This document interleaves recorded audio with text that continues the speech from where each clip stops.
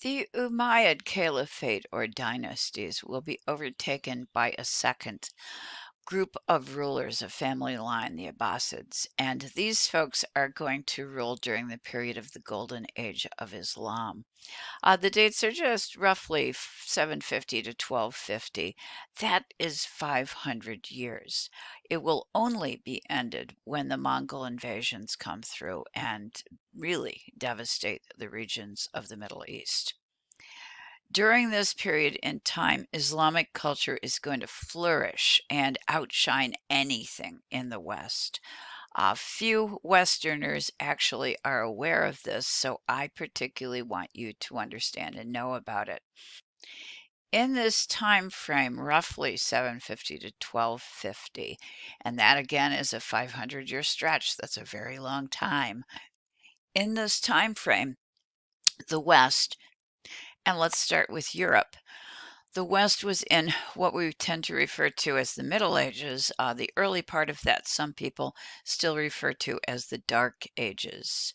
By the time we hit the 13th century, which would be in the 1250 period, we're only in the Gothic era. We have not even made it to the early Renaissance yet. The period of the Renaissance, when it does come, will be more or less the 15th century and an early portion of the 16th. So the rebirth that occurs in Europe that we glorify as the Renaissance is much more short lived than the Golden Age of Islam. Okay, and what was going on in what we now call the United States in the New World, there was no writing at all in North America.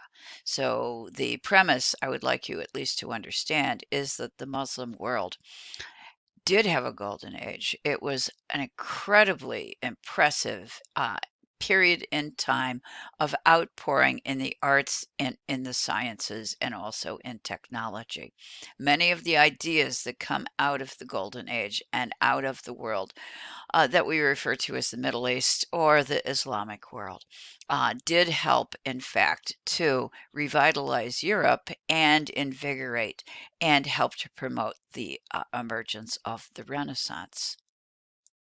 Yet, I'm kind of betting that you haven't learned about this in school yet.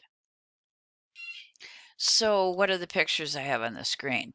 Let's start with the manuscript, which is located on the left. It's a 13th century manuscript depicting a library. We often like to say that it is a depiction of what's come to be called the House of Wisdom, which was located in Baghdad. The Abbasid rulers supported, they funded and promoted inquiry and knowledge and libraries, which is a term we can apply, but these institutions were much, much more than libraries.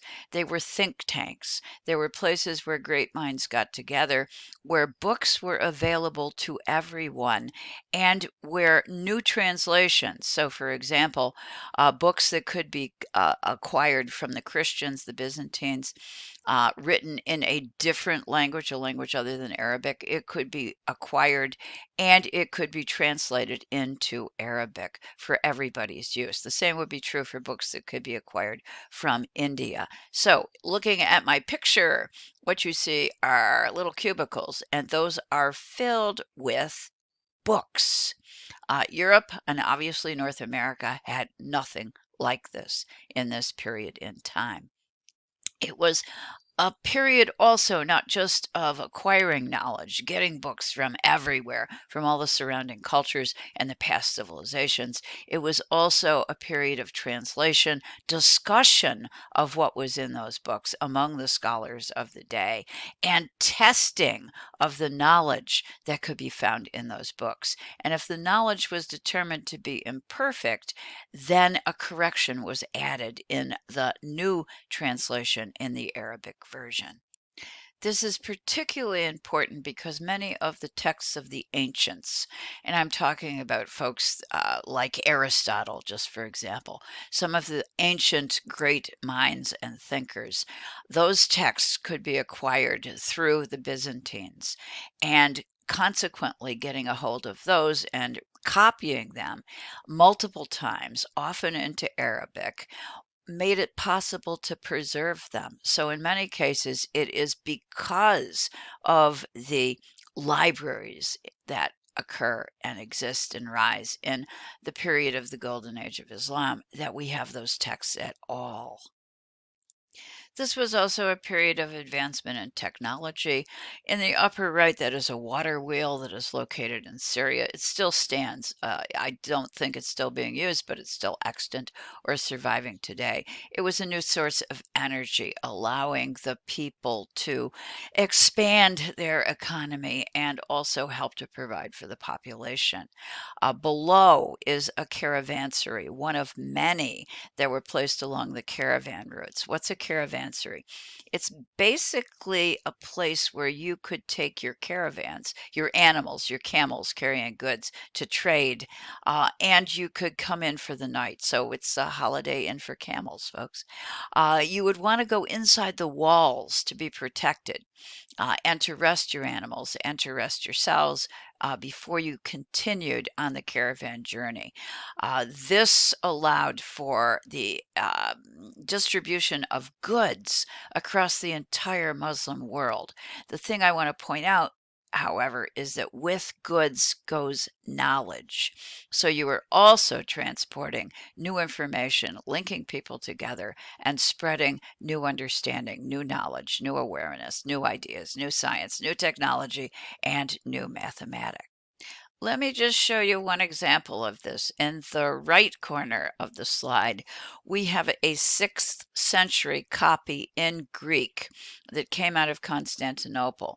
That means it came from the Christian Byzantines. They copied it from work that had been produced by Dioscorides, who was a 1st century Greek physician, botanist, and pharmacist. So they're going back essentially to the Greeks. We have a 6th century copy of an ancient Greek work, and that is going to be picked up. And we have right over here 2 copies of it in Arabic. Okay, what then happens is that in these houses of wisdom or libraries where translations are done and copies are made, it can be translated from Arabic to Latin, which tends to be a universal language for scholars in Europe, and it's transmitted back to Europe through Spain and Sicily. And what that helps to do is to fuel the fires of the Renaissance, providing at least some help in creating a foundation for the Renaissance. This is pretty impressive stuff. This is another example related to Dioscorides. This happens to come from the Metropolitan Museum of Art. This particular Greek scientist was also a student of pharmacology, and his work provided the foundation, I want to suggest the foundation for, I could say, medicines that were being used in the Muslim world. But what the Muslims did was to take his work, study it, try it. We're talking about good science here because we're going to test the treatments, we're going to test the pharmaceutical cures, and then we're going to improve them if possible. The Muslim world then updates the accomplishments of the ancients, passes their work on with the updated versions they themselves add to it.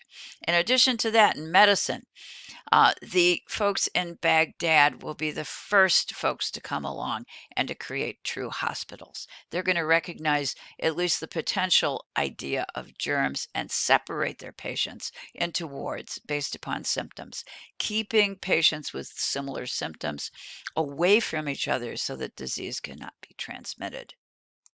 Throughout the Golden Age of Islam, writing was everywhere. It was a part of religion, of course, in the Quran. It was also appearing in decoration on mosque walls and domes, and it even shows up on dishes. And that's what we're looking at right here. The work on the left is a generic piece that came from the market. You could go into the market and basically it says blessings on the owner of this bowl. And that would be the Arabic text in the center with foliage around it, vegetable decoration around it. The object on our right, which is located in the Metropolitan Museum of Art, is a little more elite wear, and it comes with an inscription that goes, quote, planning protects you from regret. Planning protects you from regret. It is a proverb. We have something similar in the United States, and it goes measure twice, cut once. Both of them are saying the same thing, teaching us to lay a careful foundation for our work so that we don't make a mistake. In other words, these simple dishes have writing on them that can actually teach and convey social values.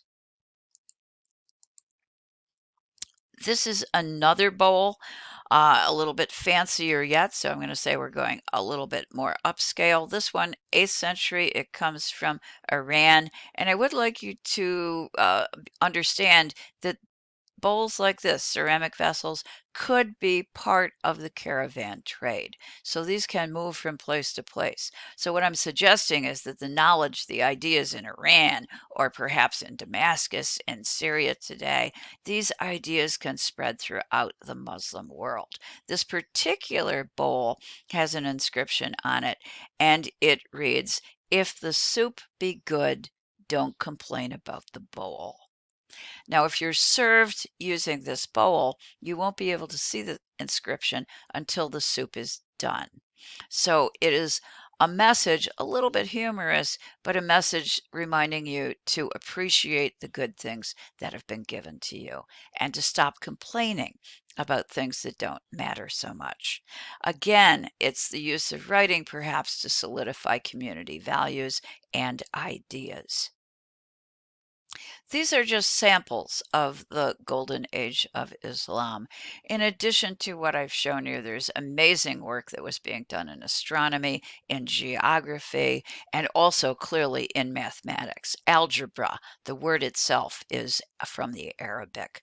So we owe a great deal to the folks in the Middle East in terms of their advancement of knowledge and in many cases the salvation, the saving of knowledge from the ancient world.